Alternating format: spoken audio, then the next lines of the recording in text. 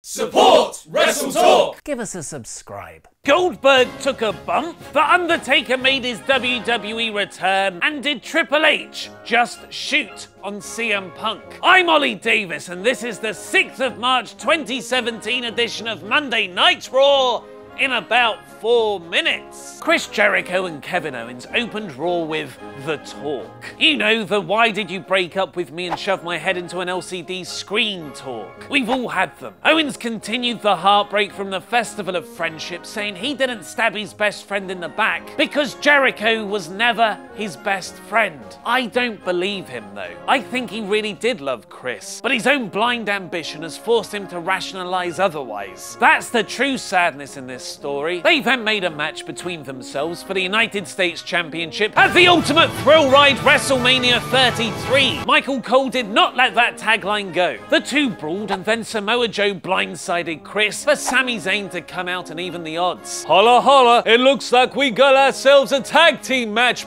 Shut up, Teddy Long! We're gonna have 2 singles matches. One of the best feuds of last year got about 5 minutes here as Owens beat Zayn, despite being potentially overshadowed by Austin Aries' impressive package and only getting 7 actually televised minutes with 2 commercial breaks crammed into them. Neville and Rich Swann put on the best Raw match this year, and it was followed up by a great angle where Aries finally got physical, attacking Neville in their post-match interview. I was curious to see how the Chicago crowd would react to Goldberg as champion, and as soon as Goldberg's entrance was over, the CM Punk chants began. WWE had a plan though. Master crowd manipulator Paul Heyman and the sheer star presence of Brock Lesnar, who gave Goldberg his first bump since his WWE return with an F5. Goldberg reaching for his title on the mat afterwards was a really nice touch. This was more of an angle to further the Enzo and Cass, Anderson and Shimaro 3-way title feud rather than an actual match. Enzo getting kicked in the face is becoming my weekly highlight.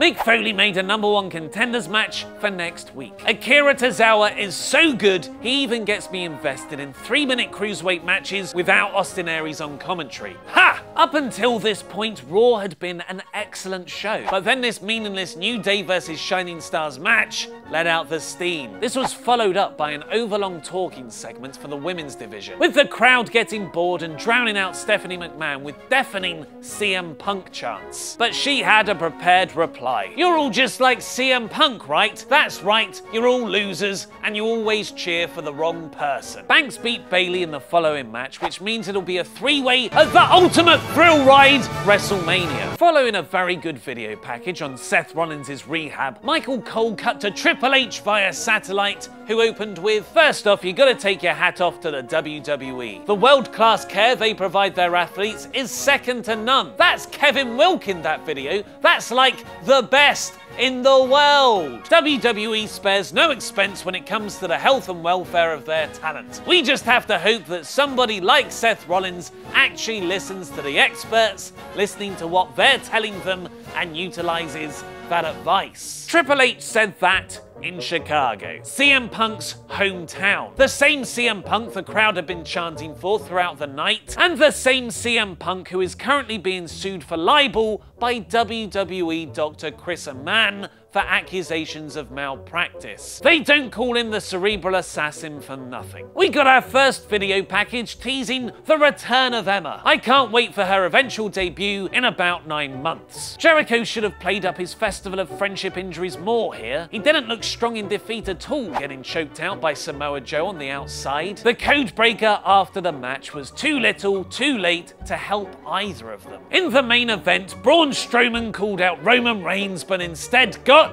The Undertaker. The two actually had a really tense stare down. They look good in there together. Are they doing Braun versus Taker at Mania now? I'm actually okay with that. Oh no, wait, here's Roman Reigns. It's his yard now, boo. They both look at the WrestleMania sign, and then Taker chokeslams Roman. So that was this week's Raw in about 4 minutes. Here's the usual ratings recap from top to bottom. In all, core, average, poor, and poor. This week's Raw is core. I thought this was a great episode of Raw. The first half of the show was very, very good, with the excellent Swan vs. Neville match and Lesnar-Goldberg clash, and it finished strong with The Undertaker returning. It did sag considerably though with the women's division segment. What did you all think? Let me know in the comments down below, and make sure to vote in the poll above my head to give it your own rating. I'll announce the results on tomorrow's WrestleTalk news. Find out about the botched finish at WWE Fastlane or all the big TNA returns from their recent batch of tapings by clicking the videos to the left and subscribe. I've been Oli Davis, and that was wrestling.